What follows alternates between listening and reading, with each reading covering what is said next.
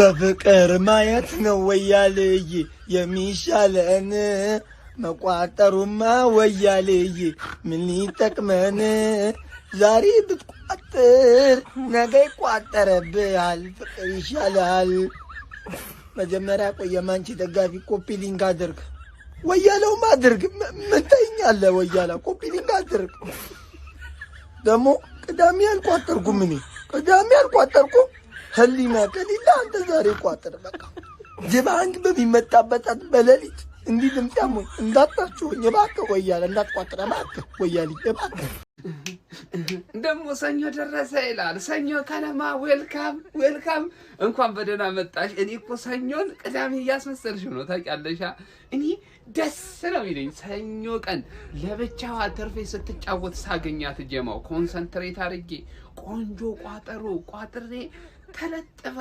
ስትወጣ ማታ ደጋፊው እየየ እያለ እግሩን ታጥቦ ሲተኛ ደስ አይልም ለማንኛውም ዛሬ ጀምአው ሰኞ ከነማ ከብሬንፎርድ ጋር እጅግ ተጠባቂ የፕሪሚየር ሊግ ጨዋታ አላት ታዲያ ምን ሆናችኋል ነቃ ደንገጥ በሉ ሞቅ ደመቅ ሸብረቅ አድርጉታ ሰኞ እኮ ነው ካንቺ ውጪ ማንንም ይጫወት የለም ሰኞ ከነማ ስለሆነ አንቺ ላይ ወጠረን ምንም አይሰራልንም እኮ ግን እናንተ ትንሽ ከፍቷችሁ እግራችሁን ታጥባችሁ ስተኙ ማየት ደስ ይለናል ገብቷል አይደል ደስ ስለሚለን የደንቡን እንቋጥራለን ጥፍያው ማታ ብሬንፎርድ እግርሽን አስታጥቦ እጅሽን አስታጥቦ ጠቅለል አድርጎ ቢያስተኛሽ እኔ ደስ ነው የሚለኝ የማብሸቂያ ቪዲዮ ማታ አልሰራም ሶስት ብቻ ነው የምሰራው ከዚህ እሺ ሶስት ብቻ እንኳን ለሰኞ አደረሳችሁ ማለት ፈልጌ ነው የመጣሁት ኮፒ ሊንክ ሼር አድርጉና አዳርሱልኝ ይመቻችሁ የጨዋታ ቀን ይላል ዛሬ እንግዲህ ኃያሉና ገና ነው ክለባችን ማንቸስተር ዩናይትድ ምሽት 4 ሰዓት ሲል ብሬንትፎርድን ይገጥማል ማንቺዬ ካለው ሁሉ ጊዜም ቀኑ ብሬንትፎርድ እንደምታውቁት ትንሽ አስቸጋሪ ቡድን ነው ለኛ በተለይ ደግሞ ያለፉትን ሁለት ጨዋታዎች ማሸነፍ አልቻልንም በሜዳው ቢሆንም በሜዳችን መጥቶ ለማሸነፍ በጣም ይቸገራል ለጥጠን እንደምንጥለው የታወቀ ነገር ነው የዛሬው ጨዋታ ከኛ ይልቅ ማንቸስተር ዩናይትድን ቶፕ 4 ከማረጋገጥ ይልቅ ለማይክል ካሪክ ወሳኝ ጨዋታ ነው የቋሚነት አሰልጣኝነቱን ለማግኘት ወሳኝ የሚባል ጨዋታ ነው ማይክል ካሪክ ከዚህ በኋላ ያሉትን ጨዋታዎች በተለይ ደግሞ ዛሬ የሚያደርገውን ጨዋታ እንዲሁም ሊቨርፑል ጋር የሚያደርገውን ጨዋታ አሸነፍን በላይ ታክቲካል ጉዳዮች ታይተው ቋሚ አሰልጣኝ ሆኖ ለመቀጠር ትልቅ ቻንሱን የሚያገኝበት የዛሬውና ቀጣይ ጨዋታዎች ናቸው ማለት ነው ወደ ጉዳት ስንመለስ ደግሞ ፓትሪክ ዶርጉ ተመልሷል ማለት ነው የዛሬው ጨዋታ ላይ ምናልባትም ቤንቹን ልናየው እንችላለን እንዲሁም ደግሞ ሌኒ ዮሮም ተመልሷል ሌላ ዜና ማቲያስ ደሊት ያራዳ ልጆች ደሊት ተመልሷል ጀነራል ዛሬውና ቀጣይ ጨዋታ ላይ ላንመለከተው እንችላለን ነገር ግን ከሁለት ወይም ከአንድ ጨዋታ በኋላ ሜዳ ላይ እንመለከተዋል ሜዳ ላይ ማለት ነው ድል ለኃያሉ ክለባችን ማንቸስተር ዩናይትድ ግሎሪ ማን ዩናይትድ እንግዲህ ጀማው ዛሬ ጨዋታ እንዳለ ይታወቃል ብሬንትፎርድ በሜዳችን እንገጥመዋለን ትንሽ አሳሰበኝ ጉዳይ ኩኛ ይገባል አይገባም የሚለው ነው ያው አንዳንድ ወሬዎች እንደሚናፈሱት ከሆነ ይገባልም አይገባም እየተባለ ነው እንግዲህ እሱንም እናየው ይሆናል ብቻ አይ ሆፕ ዊ ዊን ሁሌላ አንድ የሚያልቅ ይመስለኛል ይው ጨዋታ እስኪ እናንተን ግምት ኮሜንት ላይ አስቀምጡልኝ ያው ግን የኩኛ ነገር አሳስበኛለች ትንሽ ብቻ ይሁን እንደሚመለስ በቃ እርግጠኛ እንደሆነና ይመለሳል ብዬ አስባለሁ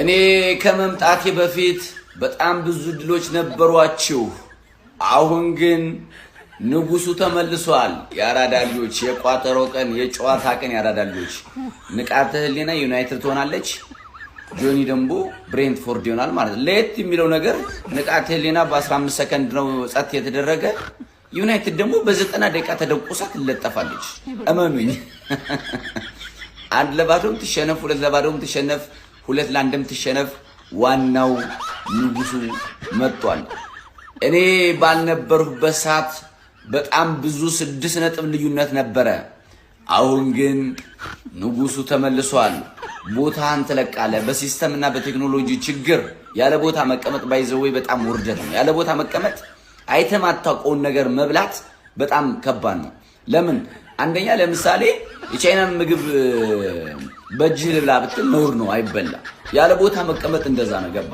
ያራዳልሎች ትላንት ወዲያም እዛ ቦታ አልነበረበትም ሶ መውረድ አለብኝ ያሉ ነው በደም ኮፒንግ በደም ሸር ሳምንታትን እየጠበቀ የሚጫወተው ተናፋቂው ክለብ ማንቸስተር ዩናይትድ እንግዲህ ዛሬ ምሽት 4 ሰዓት ሲል በቲያትር ኦፍ ድሪምስ ኦልድ ትራፎርድ ላይ ብሬንትፎርድን ያስተናግዳል። እንግዲህ የዛሬ ጨዋታ ገምታችሁ ማን ያሸንፋል? እስቲ ኮመንት ላይ አስቀምጡልኝ። ይመቻችሁ። የቻምፒየንስ ሊግ ቦታን ይዘ መጨረስ ፐርማነንት አሰልጣኝ ሆኖ ሊያስቀጥልህ ይችላል የሚቀጥለው ሲዝን ተብሎ ጠይቆ ነበር ማይክ ካሪክ። ሰኞ ምሽት ከብሬንትፎርድ ጋር ለምናደርገው ጨዋታ ከጋዜጠኞች ለቀረበለት ጥያቄ ሀሳብ አስተያየቱን እንደሚከተለው ሰጥቷል። የፕላስ ምልክቱን እየጫናችሁ ኮፒ ሊንክ፣ ሼር፣ ሪፖስት እያደረጋችሁ ተከታተሉ ማለት ነው። ጉዳት ላይ ስለሚገኙ ተጫዋቾች አዲስ ዜና ምንም አይነት የወጣ ዜና የለም። ፓትሪክ ዶርጉና ሌኒ ዩሮ ለመመለስ ተቃርበዋል። በተለይ ደግሞ ፓትሪክ ዶርጉ የሊቨርፑል ጨዋታ ላይ ሙሉ ለሙሉ እንደሚመለስ ተረጋግጧል ማለት ነው። ሌኒ ዩሮም ቢሆን ትንሽ ህመም ተሰምቶን ነበር። አሁን ግን የማገገም ሂደቱ ላይ አሪፍ እየሄደ ይገኛል። 100% ይመለሳል ብዬ ልነግራቸው አልችልም፣ ግን እድል አለው ሲል ተናግሯል። ሌሎች ጉዳት ላይ ያሉ ተጫዋቾች ግን እንዳሉ ይቀጥላሉ ማለት ነው። የቻምፒየንስ ሊግ ቦታን ይዘ መጨረስ ቀጣይ ፐርማነንት አሰልጣኝ ሊያስደርግህ ይችላል ወይ ተብሎ ጠይቆ ነበር ማይክ ካሪክ። እኔ ስለዚህ ጉዳይ በጣም ብዙ ጊዜ ተናግሬያለሁ። ስለ ፐርማነንት አሰልጣኝነት ዙሪያ ምንም የሚያሳስበኝ ነገር የለም። አሁን ማስበው ስላለውበት ቦታ ነው።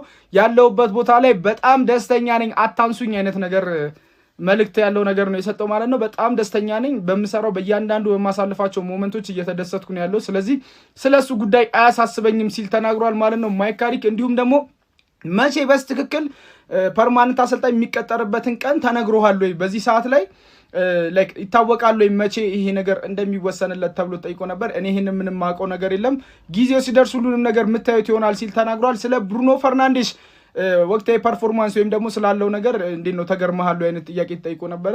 ብሩኖ ፈርናንዴስ ማንቸስተር ዩናይትድ ሲፈርም ተገናኝተናል፣ አብረንም ሰርተናል። ምንም የሚያስገርም ነገር የለውም። ከዚህም በላይ ልታዩት የምችሉት አይነት ተጫዋች ነው፣ ድንቅ የሆነ ተጫዋች ነው ሲል ተናግሯል። እንዲሁም ደግሞ ስለሚጮትበት ቦታ ኮንፈርት አለው ወይ ወይም ደግሞ መርጣችሁለታል ብሩኖ ፈርናንዴስ ትክክለኛ ብቃቱን አውጥቶ ሊጮት የሚችልበት ቦታ ላይ እያረጋችሁት ነው ወይ ተብሎ ጠይቆ ነበረ። እንደ ቲም ነው እኛ እየሰራን ያለ ነው። ብሩኖ ፈርናንዴስ ያው ፈጣሪ የሆነ ተጫዋች ነው። በሁሉም ቦታ ላይ እንደፈለገው ነው መጮት ይችላል። ግን ደግሞ ይሄ ያለውን የእሱን የጭንቅላት ፍጥነትና ወይም ደግሞ ፈጣሪነቱን የሚያወጣበት በደንብ አጉልቶ የሚያሳይበትን ቦታ ላይ እናጫውተዋለን፣ እያጫወት ነው እንገኛለን ሲል ተናግሯል። ባለፈው የቼልሲ ጨዋታ ላይ እንዳያችሁት ከኳስ ውጭም ያለውም እንቅስቃሴ ድንቅ የሚባል ነው ሲል ተናግሯል ማለት ነው ማይክ ካሪክ። እንዲሁም ደግሞ ስለ ቡድኑ ወቅታዊ ፐርፎርማንስ ወይም ደግሞ ተገርመሃል ወይ ይህን ያህል ለውጥ ማምጣቱ ቶሎ በፍጥነት ይህን ያህል ለውጥ መምጣቱ ያስገርማል ወይም ደግሞ ስታየው ተገርመሃል ወይ ተብሎ ጠይቀ ነበር። ምንም የሚያስገርም ነገር የለውም። እኔ የራሴን ስራ ነው እየሰራ ያለ ነው። ስንሰራ ያው እንደ ቡድን እንደ ስታፍ ሁሉንም የተቀናሽተን ነው እየሰራን ያለ ነው እና የጊዜ ልዩነት ወይም ደግሞ ለአንድ አሰልጣኝ ረዥም ጊዜ ተሰጥቶት ቡድን እንዲሰራ የሚደረግበት መንገድ እና አጭር ጊዜ ተሰጥቶት የራሱን የሆነ ነገር የሚያሳይበት መንገድ ይለያያል። ስለዚህ አሁን ፕሪሚየር ሊግ ላይ እንደዚህ አይነት ነገሮች እየተለመዱ ናቸው። ጊዜ ይፈልጋሉ የሆነ ቡድንን ለመስራት፣ ግን እኛ ባለን ነገር ያለንን ነገር ለመጠቀም እየሞከርን ነው። ስለዚህ ምንም ያስገረመኝ ነገር የለም ሲል ተናግሯል ማይክ ካሪክ። እንዲሁም ደግሞ ስለ ኦሊ ገነር ሶልሼር ወይም ደግሞ ከሶልሼር ጋር በነበረ ጊዜ ከቲሙ ጋር ስላለው ንጽጽር አሁን ያለው ቲም እና ከኦሊ ገነር ሶልሼር ጋር ምክትል አሰልጣኝ ሆኖ በሚሰራበት ጊዜ ስላለው ነገር ጠይቆ ነበረ። ከሶልሼር ጋር ብዙ ነገር ማንቸስተር ዩናይትድ ቤት ውስጥ ለማሳካት አስበን ነበረ። አብዛኛውን ነገር በትክክለኛው መንገድ እየሄዱልን ነበረ። ፋይናሊ ሊሳካልን አልቻለም። ግን ከሌላ እንትን ጋር ማነጻጸር ምንም ጥሩ አይደለም። እኛ የራሳችንን ነገር ለማሳረፍ እየሞከርን ነው ማንቸስተር ዩናይትድ ቤት ውስጥ ሲል ተናግሯል ማለት ነው። ኮፒ ሊንክ፣ ሼር፣ ሪፖስት ማድረግ እንዳይረሳ። ይመቻችሁ። ቆይ እስከ መቼ ነው እኛ የስርጭት መዝጊያ ሆነን የምንከርመው በዚህ ዓመት? እንዲህ የፕሪሚየር ሊጉ የበላይ አካላት ግን ምንድነው ያስቀየምናቸው? እንዴ ድሮ ታስታውሳላችሁ በኢትዮጵያ ቴሌቪዥን የሚተላለፍ ታላቅ ፊልም የሚባል ፕሮግራም ነበር እና ምንድነው የቴሌቪዥኑ የስርጭት መዝጊያ ነው። ታላቅ ፊልሙ ካለቀ በኋላ ስርጭቱ ይጠናቀቃል፣ የቀኑ ማለት ነው። አሁንም እነዚህ የፕሪሚየር ሊግ የበላይ አካላት በቃ ማንቸስተር ዩናይትድን የሳምንቱ የጨዋታ መዝጊያ ነው ያደረጉን። በቃ ማጠናቀቂያ እኛ ነን። ሁሌ በቃ በጣም ነው የሰለቸኝ። አሁንስ እንዴ ሁሌ ኧረ በስመ አብ። አሁን ራሱ ከብሬንትፎርድ ጋር የምናደርገው ጨዋታ ሰኞ ቀን ነው የሚሆነው። በዚያ ላይ ደግሞ ሰኞ ቀን የምናደርጋቸው ጨዋታዎች አብዛኞቹ በዚህ ዓመት የመጨረሻ አስቀያሚ ሆነው ነው የሚጠናቀቁት። ውጤታቸውም ጨዋታውም በቃ ሁሉ ነገራችንን በጣም የሚያስቀይሙ በዚህ ዓመት እውነቱን እንነጋራችሁ፣ በዚህ ዓመት ካደረግናቸው የመጨረሻ አስቀያሚ የሚባሉ ውጤቶች አብዛኞቹ ሰኞ ቀን የተካሄዱ ጨዋታዎች ናቸው።